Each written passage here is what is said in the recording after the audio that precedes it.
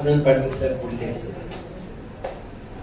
हे असं ऐकलं की त्यांनी कोणाजवळ तरी म्हटलं होतं की मी चांगला फार बोलू शकत नाही, पण फार सुंदर वक्तव्य त्यांचं देखील होतं.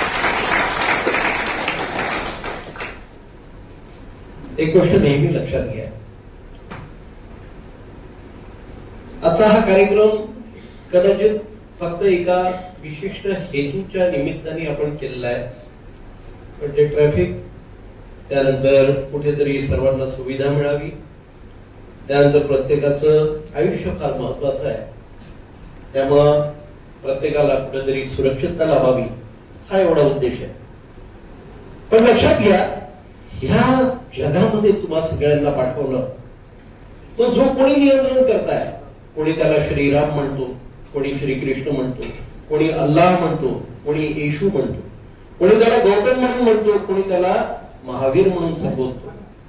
पण जो कोणी असं नावं लागलं नसतील, पण ती परमशक्ती जी आहे, ज्यांनी तुम्हाला ह्या दुनियेत पाठवलं, ती तुमच्यावर खूप प्रेम करते. तेव्हा चांगल्या कामासाठी पाठवलं आपल्याला. मग इतके स्वस्त झालो का आपण? बरेच वेळा पाम बीचवर आम्ही बघतो, रात्रीची वेळ असते, एखादा कोणत्या तरी तरुण पोरं जे राहतात, वेगाने आडवी दिडवी गाडी सगळीच्या सगळी चालवत राहतात. अशा याच्यामध्ये धोका तेवढाच आहे, पण फक्त धोका त्यांच्यापुरता मर्यादित नाही, तो धोका दुसऱ्यांना देखील आहे. या ठिकाणी पालक असतील कित्येक, जरी तुम्ही आयुष्यभर कष्ट घेऊन मुलांना मोठं केलं असेल, पण ह्या प्रकारचे लाड देखील सहन करता कामा नये. अगदी छोटं उदाहरण देतो स्वतःपासून. माझे वडील नागपूरच्या रेल्वे स्टेशनवर 4 चाकी चहाच्या गाडीवर कपशा धुवायचं काम करायचे. 8व्या वर्गापर्यंत चप्पल काय असते माहित नव्हतं. माझी 4थ्या वर्गात असलेली बहीण उपचाराविना सरकारी हॉस्पिटलमध्ये जरा प्रॉब्लेम होता, ती वारली, आणि ज्या दिवशी ती वारली त्या दिवशी ती पूर्ण जिल्ह्यामधून फर्स्ट आली होती. पण संस्कार चांगले होते. आज एक सख्खा भाऊ माझा खासदार आहे, त्या अगोदर महाराष्ट्राचे ते कृषी मंत्री होते डॉक्टर अनिल बोंडे. मी छोटा पद का असेल आपण या ठिकाणी आहे. दोघी बहिणी अतिशय मोठ्या कर्तृत्ववान आहे. माझी मुलगी 100% IAS राहणार आहे यावर्षी. हे सगळं एका हवालाच्या 16व्या शतकाचा काळ फार विचित्र होता. महाराष्ट्रामध्ये विजापूरचा आदिलशाह, गोलकोंड्याचा कुतुबशाह, दिल्लीची मुघलशाही, त्याचबरोबर अहमदनगरचा निजामशाह यांचं थैमान मानलेलं होतं. इंग्रजांचं आगमन झालं होतं 1600 मध्ये, ईस्ट इंडिया कंपनी, त्यानंतर चंद्रनगरला फ्रेंच आणले होते. एवढं सगळं असताना देखील कुठेतरी या महाराष्ट्रात, ज्या महाराष्ट्रात तुम्ही आम्ही राहतो आणि इथला श्वास घेतो, त्या काही देखील अंधश्रद्धा वगैरे भरपूर होत्या, आणि त्या अंधश्रद्धांवर प्रखरपणे वार करणारा काहीतरी मजबूत तरुण तयार व्हावं म्हणून त्यांनी वारकरी संप्रदायाची स्थापना केली. वारकरी म्हणजे फक्त टाळ्या वाजवणं किंवा टाळ वाजवणं एवढं नाही, वार करणारा सक्षमपणे वाईट चालीरीती आणि प्रथांवर, अंधश्रद्धांवर असा वारकरी तयार झाला. आणि म्हणूनच 1630 मध्ये माझ्या छत्रपती या धर्तीवर अवतरला. तुम्हाला माहिती आहे, भारत देशापेक्षा जवळजवळ दुप्पट वाहनं जपानमध्ये आहेत. पण जपानमध्ये एका वर्षात मरणाऱ्यांची संख्या, प्राणांतिक अपघातून मरणाऱ्यांची संख्या 3400 लोक आहेत. आणि भारतामध्ये 3.5 लाख लोक मरतात. किती? 3.5 लाख लोक. अर्धे वाहन आहे, पण अर्धे वाहन असून 3.5 लाख लोक मरतात. कल्पना करा, एक माणूस एका घरासाठी काय असते हो. माणूस किंवा स्त्री किंवा त्याचं मरण होते, त्याच्या आसपासचा भाग तुम्ही बघा, आईवडील असतात, बायको असते, कोणी मुलं असतात, त्यानंतर बराच काही एक जवळचा समुदाय असतो, सगळेजण सफर होतात. फक्त एक माणूस परत नाही, फार मोठं डिस्टर्बन्स त्याच्या आसपास होतं. त्यापेक्षा जास्त महत्वाची गोष्ट, जर त्याचे हात किंवा पाय कायमस्वरूपी जर अपंग झाले तर ते तर आणखी भीषण, ते आणखी चुकीचं. कारण तसं झाल्यानंतर तो माणूस बिछाण्याला खेळलेला असतो, बेडला खेळलेला असतो, आणि तसं झाल्यानंतर फक्त आणि फक्त त्या घराची वाताहत होत राहते. कारण बाकी कोणी काम पण करू शकत नाही, त्याची सेवा पण करायची आहे, लोक अडकून बसतात. पण समजून घ्या, आपल्या आसपासचा कोणी माणूस असेल, तो मग ट्रक ड्रायव्हर असो, कोणी असो, त्याने हा विचार केला की कोणाचं तरी आपण देणं लागतो. आपण आपल्या रिक्षामध्ये बसलेला प्रत्येक माणूस जो आहे तो आपला ग्राहक आहे आणि ग्राहकाच्या बाबतीत आपण काय म्हणतो, तो देव असतो. ग्राहक कोणाला काय असतो, देव असतो. ग्राहकाच्या बाबतीत सगळे दुकानदार कसा विचार करतात, मग देव आहे त्याच्याकडनं 2 पैसे मिळतील आणि माझं घर चालेल तर त्याविषयी सन्मानानं मी 2 शब्द बोललो पाहिजे, त्याचा अपमान माझ्याकडनं होता कामा नये.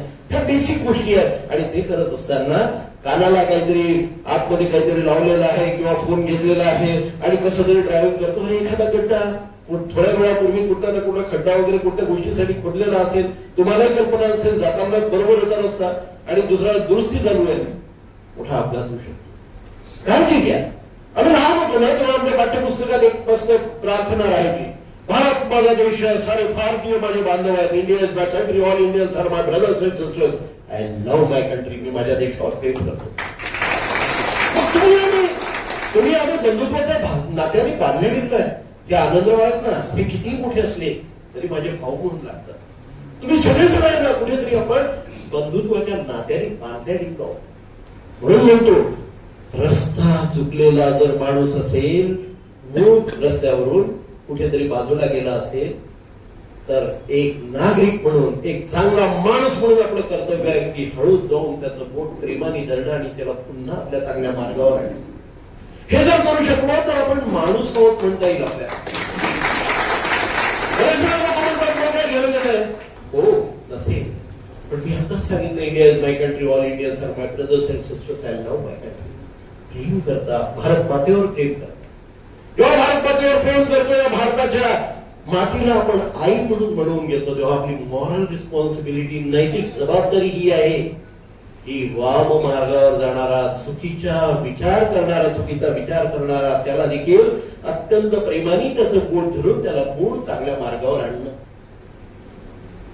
मला वाटते जरा भाषण जास्त झालं, पण तरी देखील एक छोटीशी गोष्ट सांगतो आणि मी हे संपवतो. कदाचित ते वाहतुकी संदर्भात नाही, कारण तुम्ही सगळे त्या सगळ्या गोष्टी बोललेलेच आहात. म्हणून मी ते बोलणं तेच सिग्नल हे अभिप्रेत नव्हतं. मला कुठेतरी हृदयाच्या भाषेमध्ये हे सांगायचं होतं. सर, काय सांगाल आजचा जो पोलीस आयुक्तातर्फे वाहतूक सुरक्षा अभियान 2024, काय सांगाल, किती लोक या इथे उपस्थित होते आणि काय काय मार्गदर्शन करण्यात आलं त्यांना? आजच्या कार्यक्रमाला जवळपास 500च्या वरती उपस्थिती होती आणि जी उपस्थिती होती त्यामध्ये प्रामुख्याने विविध ज्या संघटना आहेत त्याचे अध्यक्ष किंवा मोठे पदाधिकारी होते. याचाच अर्थ एक अध्यक्ष जवळपास बऱ्याच लोकांना रिप्रेझेंट करतो किंवा एखादा प्रतिनिधी हा बऱ्याच लोकांना रिप्रेझेंट करतो. म्हणजे हा कार्यक्रम कोणत्याही परिस्थितीत 40 ते 50 हजार लोकांपर्यंत पोहोचणार आहे आणि आपलं जे माध्यम आहे त्या माध्यमातून देखील बऱ्याच लोकांपर्यंत आम्हाला पोहोचायचं आहे. या निमित्ताने लोकांची जीवित आणि वित्त या दोन्ही बाबतीत जेवढी हानी आहे ती अतिशय मिनिमाइज व्हावी किंवा कमी व्हावी, हा आमचा उद्देश आहे. जसं की तुम्ही सांगितलं की बाहेर देशात गाड्या जास्त आहेत पण ऍक्सिडेंटचं प्रमाण कमी आहे. आपल्या इथं गाड्या कमी असून ऍक्सिडेंटचं प्रमाण जास्त आहे, जीवितहानीचं प्रमाण जास्त आहे. तर लोकांनी कशा प्रकारे काळजी घ्यावी?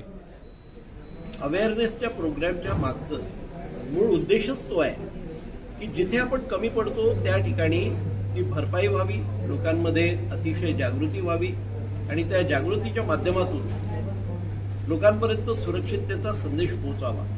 आणि आम्ही त्या दिशेने वेगानं मार्गक्रमण करतो आहे आणि आमचा उद्देश आहे की या सगळ्या चुकीच्या गोष्टी ज्या असतील किंवा आमच्यात काही कमी असेल ती लगेच दूर होईल आणि आम्ही चांगलं आयुष्य जगू शकतो. शेवटचा प्रश्न, नागरिकांना जसा खूप मोठ्या प्रमाणात प्रतिसाद मिळाला तर जनतेचं काय मेसेज द्याल तुम्ही? अगदी सोपी गोष्ट आहे. परमेश्वरांनी प्रत्येकाला या जगामध्ये पाठवलं, त्याच्या काही अपेक्षा आहे.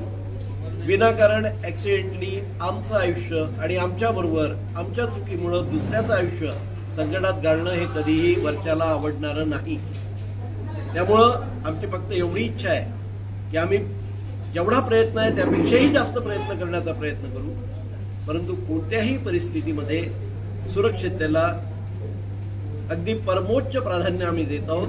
कारण एका माणसाची किंमत त्या कुटुंबालाच माहिती असते ज्या कुटुंबाला त्रास होतो आणि आम्ही आमचा हा प्रयत्न राहील की कोणत्याही परिस्थितीमध्ये हा संदेश अगदी रूट लेवलपर्यंत पोहोचावा. ओके. मॅडम काय सांगाल, या आता वाहतूक सुरक्षा अभियान होतं, काय काय मार्गदर्शन करण्यात आलं चालकांसाठी?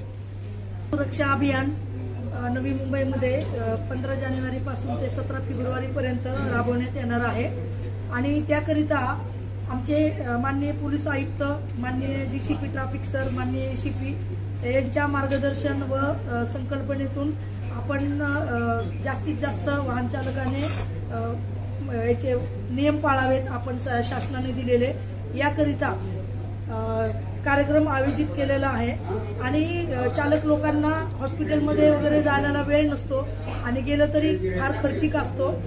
त्याकरिता आमचे माननीय डीसीपी व एसीपी सर यांच्या मार्गदर्शनाप्रमाणे व त्यांनी आयोजित केल्याप्रमाणे अपोलो हॉस्पिटल येथील आपण सर्वांगीण तपासणी शिबिर रिक्षा चालकांकरिता आयोजित केलेलं आहे आणि जवळजवळ 500 रिक्षा चालक याचा लाभ घेणार आहेत.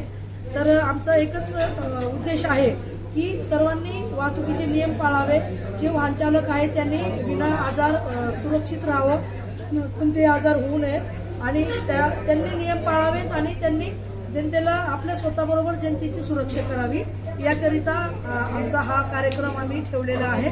आणि एकच उद्दिष्ट आहे की आमचे आयुक्त डीसीपी सर, माननीय आयुक्त डीसीपी साहेब आणि एसीपी साहेब यांचं तळमळीचं जनतेला आव्हान आहे की आपण नियम पाळा आणि आपण सुरक्षित राहा आणि जनतेला पण सुरक्षित ठेवा. त्याप्रमाणे आम्ही हे कार्यक्रम राबवत आहोत.